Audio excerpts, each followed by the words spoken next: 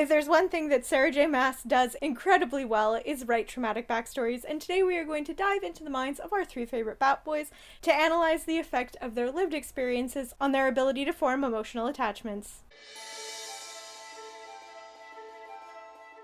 Before we get started, I want to say a quick hello and welcome all. This is Eclectic Kelpie, where we dive into the treasure trove of fantastical media. And if you are interested in being transported into fantasy worlds, tap the subscribe button to join us on all of our adventures. Quick spoiler warning for the entire ACOTAR series, as I will be taking examples of the Bat Boys' attachment styles from each of the 5 books. So proceed at your own discretion.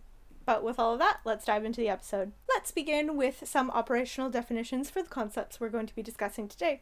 First off, what is an attachment style? Attachment styles are the characteristic way in which people relate to one another in intimate relationships. And these extend into 2 subcategories, being secure and insecure. Secure attachments are observed in healthy, well-adjusted individuals that trust, communicate, and relate well with others. And insecure attachments are observed in individuals that struggle with intimacy, vulnerability, and relationship bonding. I'll let you take a second to guess which category the Bat Boys fall into.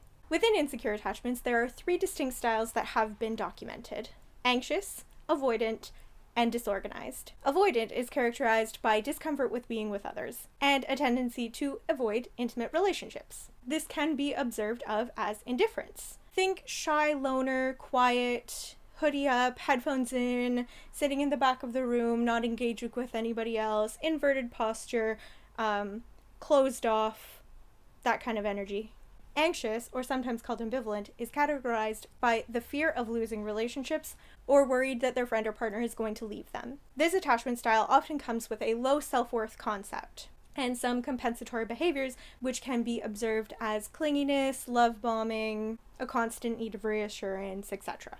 And disorganized is categorized of a lack of consistent reaction, so this one is kind of in the middle between anxious and avoidant attachment styles. Disorganized attachment style individuals really do want to form close relationships with others, but they just oscillating between push and pull with their partners, so forming connections, but then retreating in terms of communication and affection, etc. This is the ghosting, and then the months later, 2 a.m., are you up texter? Or the open conversation, suddenly the person gets closed off, starts using like one-word responses, and kind of shuts down from the connection. When I was doing my psych degree, we watched this video of this researcher who was doing a study on children who would have their moms come into this room and start playing with toys, and then the mom would be asked to leave, and you could really see the difference between secure, avoidant, anxious, or disorganized attachments. It was actually quite an interesting study. I linked a video in the description if you're interested in seeing a demonstration of these distinctions. Of course, the children's reactions are going to be different than what would be observed in adults, but this video really clearly illustrates the concepts that we're discussing today, so if you're interested, you can check it out. Now, onto the Bat Boys, and we're going to start off with what I think is the most obvious of the 3, Azriel as avoidant attachment. Azriel is the definition of avoidant attachment. He barely even talks in the series. I mean, of course, we all love him. Some of us more than others. Azriel is the embodiment of the avoidant attachment. He barely talks throughout the whole series. Of course, people still love him as the... Actually, that's quite funny. Actually, it's kind of funny. I just thought about this right now.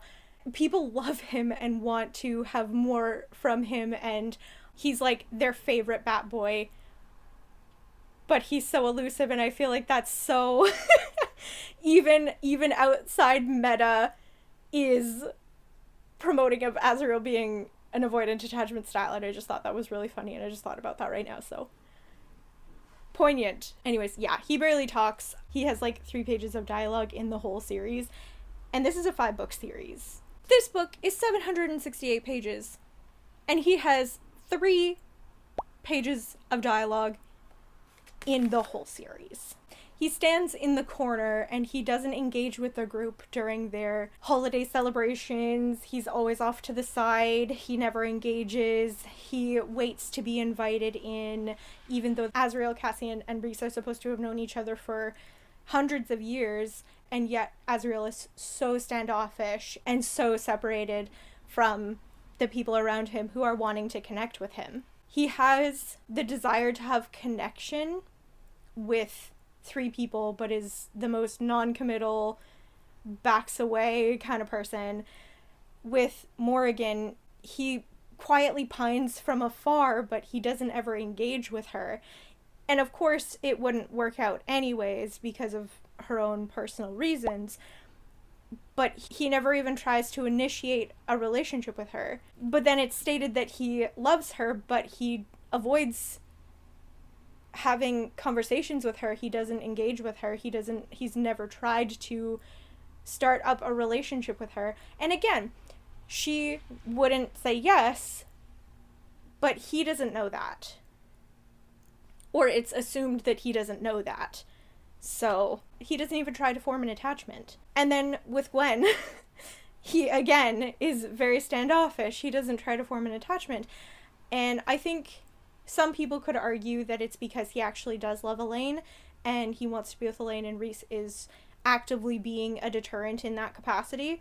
But I think it's unfair of him to have this offering for Gwen, this availability for Gwen, when he's also emotionally unavailable to her, if that makes sense. The whole thing with the necklace I also think was really disrespectful. If he didn't, he could have pulled a Cass and thrown it into the river, but I think it was just really disrespectful for him to give Gwen a necklace that was meant for somebody else. It just is it's kind of F-boy energy, and it's not cute, in my opinion. And I think that it's just disrespectful. And he is actively, within not making commitments to relationships, he is actively avoiding having real, concrete, connected relationships through that disconnect, through that holding at a distance, which is avoidant. The only real established relationships that we see Azriel being engaged with is Cass and Rhys. And again, like I said, they've known each other for around 500 years. So him having these relationships but then still feeling standoffish and not really contributing or engaging when they're in social settings together is very evident that he's experiencing an avoidance of engaging with interpersonal connections. Even in these well-established relationships, he doesn't really display connecting. And on top of that, which I think can't be unnoted, is that he does work for Rhys. Yes, they are like brothers, they grew up together, but he also works for Rhys. And they call each other family, but if he doesn't feel safe in his ability to be himself and be able to connect with the people that he's known for hundreds of years, I think that's kind of indicative. And finally, he just doesn't initiate contact. He seems so much more content, not in an introverted way, because we see that he wants to have connections, he wants to have relationships, but he's just not able to do it. He is so avoidant.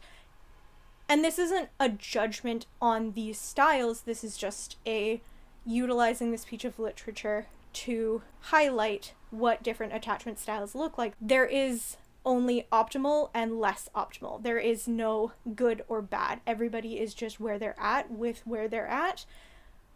It's just sad to see for Azriel to have these people that are supposed to love him that he doesn't feel like he can have that close attachment with. And that's just going to take therapy and healing. And time. Which is crazy because it's already been like 500 years. My guy. Therapy. Next, Cassian. I think that it's pretty clear that Cassian is a anxious attachment style. Again, like we established in the definitions, that an anxious attachment style has a lot to do with self-worth. And Cassian does have a lot of internalized self-worth struggles. He's constantly having this internal rumination of being the Lord of Bastards, and him having the only not noble birth within his trio of Azriel and Rhys and himself. He sees himself a little bit as less than and lower than because he was born to a commoner. And not just a commoner, a very traumatic backstory, as Sarah J. Maas does very well. We can also kind of equate Cassian giving Nesta really expensive gifts as a little bit of love bombing. He's trying to compensate for his internalized sense of lack of self-worth with giving really grand gestures to the person that he wants to initiate a romantic relationship with. We also kind of see this in their intimate physical relationship, where Cassian and Nesta, both of them, really do engage in a lot of physical intimacy as sort of a substitute for a deeper emotional connection. And at least from Cassian's perspective, we can infer that he's doing that in order to, again, give her more, be more giving in the relationship, because he's worried that she's going to leave him. And that being the next point, he is worried that she is going to leave him. Frankly, it's not unwarranted because of Nesta's own personality and how Nesta behaves throughout Silver Flames and Frost and Starlight, but it is just, again, like, Cassian really does struggle with feeling a sense of security within his intimate relationship with Nesta, because he has this anxious attachment style with her. And then finally, Rhys. I believe that Rhys is kind of the hardest one to place. I originally, before I started researching this, thought that Rhys was going to be a secure attachment. He and Feyre do have quite a strong, solid relationship in terms of how they are perceived to communicate and how they interact with each other and how available he makes himself. But actually, after some consideration and thought, I am going to consider Rhys to have a disorganized attachment style. Rhys's reactions are completely unpredictable. Sometimes he lashes out in anger. We see this when he's responding to Nesta having told Feyre that the pregnancy is going to kill her. He basically goes into a rage and says that he's going to kill Nesta. That's Feyre's sister. That's crazy. But then he also responds in very cold, calm, calculated ways with other characters, such as Kier. When he's dealing with the Court of Nightmares, he has this very cold demeanor, and yes, we can say that he puts on that sort of characterization on purpose, but yeah, that's kind of the point. He's putting on a characteristic.